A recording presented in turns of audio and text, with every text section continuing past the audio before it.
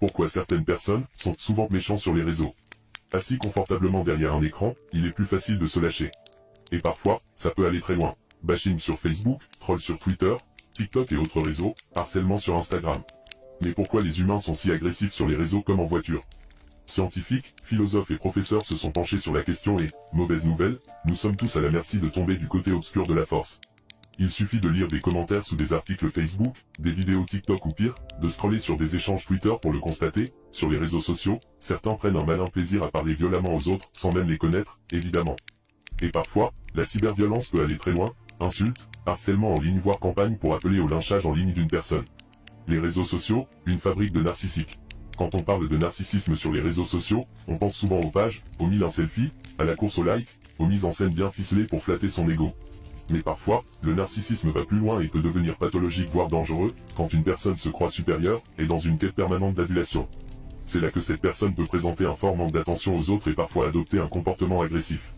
Pour ces personnes, être agressif est donc un moyen d'exprimer leur sentiment de supériorité mais aussi de faire remarquer même si ce n'est pas sous son meilleur jour.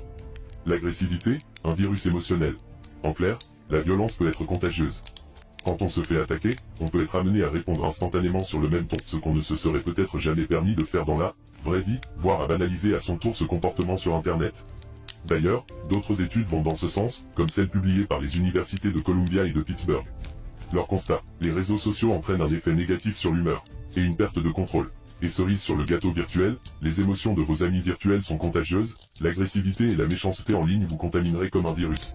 Le sentiment de liberté est le côté obscur de certains. Génération Clash, certaines émissions à la télévision politique, télé-réalité, débats sur les grandes chaînes d'infos.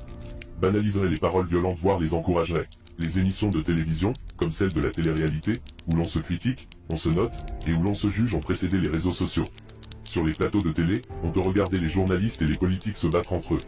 Et finalement, avec l'idée de confiscation de la parole par les élites, chacun donne son avis sans retenue sur les réseaux.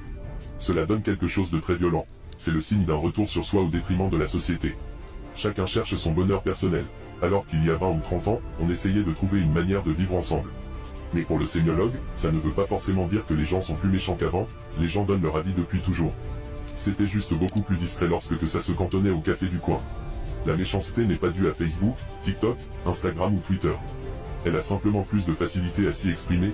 La seule différence, aujourd'hui peut-être, est que les clashs sont aussi devenus une façon de se faire connaître sur les réseaux sociaux. Certaines personnalités se sont fait connaître sur TikTok ou YouTube après avoir clashé des people et d'autres personnalités, et sont aujourd'hui considérées comme de véritables stars sur Internet, gagnant chaque mois des sommes d'argent mirobolantes. De quoi donner malheureusement des idées à certains jeunes, en quête de followers et de réussite financière. Merci pour votre écoute. C'était KO Computer pour vous servir.